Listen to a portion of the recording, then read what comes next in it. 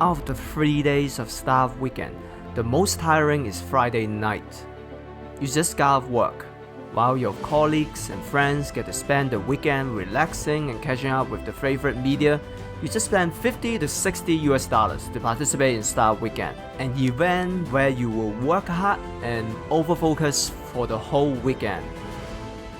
Don't worry, you didn't waste your money. This is the start of a 3-part guide on staff weekend. I will show you the day-to-day process, so there's no surprise in the schedule of the weekend.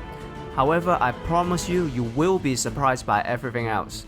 I will also let you know the tips that I've gathered as a participant of 7 Staff Weekend and as an organizer of 1 in 2019. Let's begin. Hello everyone. You ready?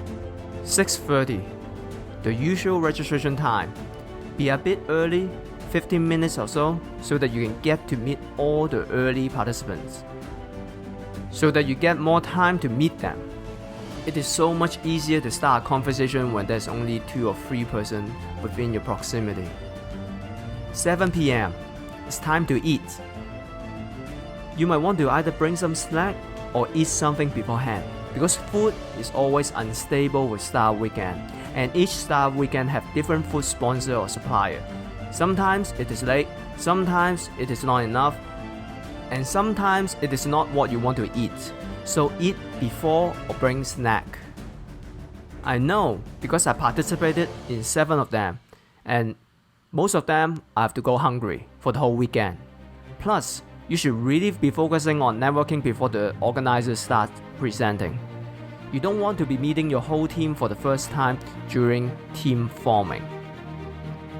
7:30, the organizer starts. The first task is playing a networking game with the strangers around you.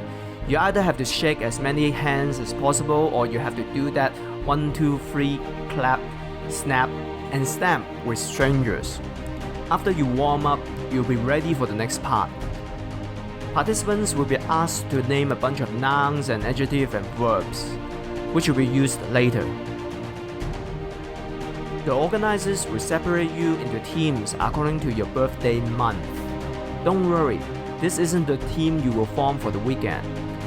Your birthday team leader will be asked to pick out a few words from the word cloud that everyone named before.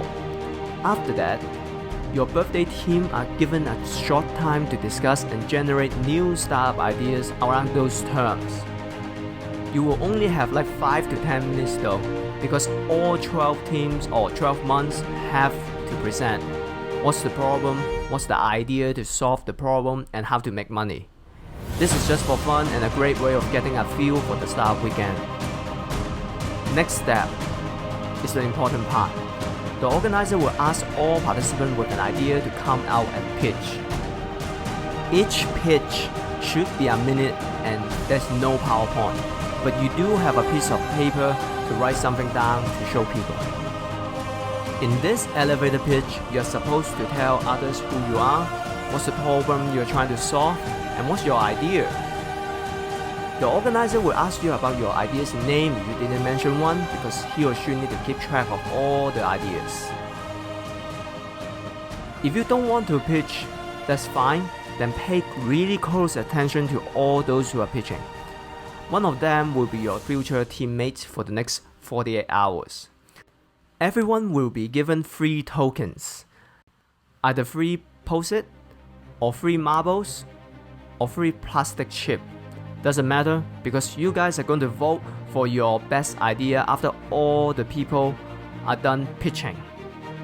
Oh, and you're totally allowed to put 3 tokens in one single idea, but I wouldn't do that, because I would rather have other team leaders sell their ideas to me, while I still have 1 or 2 tokens. It can take a while to hear all the pitch. Be observant and pay attention to 2 things: the idea and the presenter's mannerism.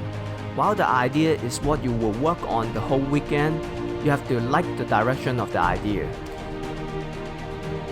Remember that ideas are not fixed. so you can improve, and there will be people who help you to improve it during the weekend. Also, remember that each startup weekend has a theme. Sometimes maybe sustainability, sometimes maybe fintech, sometimes maybe women. So whatever the startup is has to do with the main theme. Secondly, the presenter mannerism is whether the pitch was delivered with passion. Does the person who is pitching seem rude, or that he or she never thought through the ideas? Is the person who pitched specific about his or her solution? Does the person who pitched knows what he or she needs for the solution? These are some of the clues to see if the person can be worthy of your vote. A tip for you is to take out your phone and start Googling the ideas that you hear, especially those that you like, because you might find ideas that have already been implemented. I didn't do it for my first startup weekend, and I end up with a team who work on a copy ideas the whole weekend. I found out in horror on that Sunday. Also, your team are allowed to pivot on your idea. Pivot meaning changing your solution to the problem. And most organizers would allow that. Because sometimes, when a solution is bad or doesn't work, it warrants changes, just like in the world of startups. So be prepared to find out that whatever you come up with doesn't work, and you have to start over, and it's totally okay. That being said, please be respectful to all the people who pitches. First, it took guts to stand out there to pitch to a room full of strangers. Plus, the goal of the startup weekend is that we come together collectively to solve problems. You give first. This is not about winning or losing, it's about we as a team, as a group, collectively share ideas and potentially solve problems. So please shut up while others are presenting. Now, for those of you who want to pitch, I applaud you. Remember that you do have to limit to one idea, basically your best idea, and you cannot pitch a startup that you have already started, meaning you already did your customer validation and your due diligence and you have finished the app. None of those. That is against the rule, and it's not fair to all the other teams, because everybody should have the same amount of time to work on the ideas. So don't pitch something that you have already started. Don't do it. I'm going to give the same advice to everyone who pitch. To practice your pitch. Most people don't make it within the time limit. Sometimes due to shortage of time, organizer will make you pitch in 20 to 30 seconds instead of 1 minute. So be aware. Practice your pitch so that you don't have to look at your piece of paper. You look at the crowd and you confidently tell them the problem, the solution, and why you can do it, and who you need. And after all the elevator pitch is done, it's time to vote. Remember, the organizer will probably give you very little time to vote, so you have to hurry. And Friday night is the busiest night in Startup Weekend. So everyone have to hurry, everyone is tired, and everyone wants to go home. After you vote, the 6 to 8 pitches with the highest vote will be asked to present again. That is to remind everybody what's the idea. Following that, participants will be asked to approach the team leader they wanted to join. Usually, the team leader with the highest number of votes will get the most people going after them. So hurry up. If you happen to like the pitch with the highest vote, just get off your butt and just go after the person. However, note that the pitch with the highest vote do not equate to winning on Sunday. The participants don't dictate which team would win. The judges do. So don't worry if you enter a team that is not popular. It is still possible for you to win. Alright, now that you have formed your team, exchange contact with WhatsApp or WeChat or whatever social media you use, and definitely email, because you will need to work on presentation together. You can use Google Slide for your own team to help sharing ideas. Any cloud solution will be great for this situation because you guys will need to share stuff online. By now, you should have very little time, half an hour to an hour to talk about the solution to the problem, and you will probably be required to leave. So one thing to note, although Staff Weekend is technically a hackathon, it is never meant to be overnight. So the best usage of this time is to get to know more about your teammate and distribute tasks. Who is the tech person? Who is the business person? Who is the marketing person? And who is the design person? Then, the responsibility needs to be separated. Who will make the PowerPoint? Who can be in charge of building the UI of the startup? And who is in charge of presenting?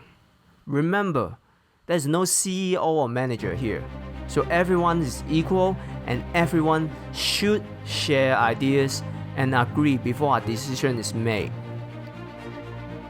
Before you say your goodbye, let your teammate know when you will arrive the next morning so that they don't have to wait for you forever until you are here. And that's it for the first day. However, if you are as passionate about startup as I am, after leaving Startup Weekend, Friday night, you'll be working on the idea for the rest of the night so that there's something that you can share with your teammate next morning.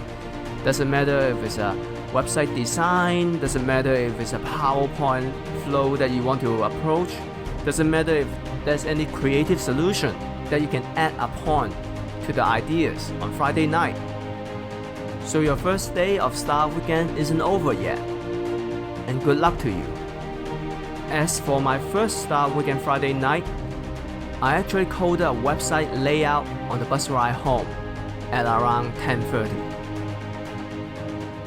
Alright, can't wait to see you in the next video about Startup Weekend Saturday. If you enjoy this content, please consider subscribing. And always remember, give first.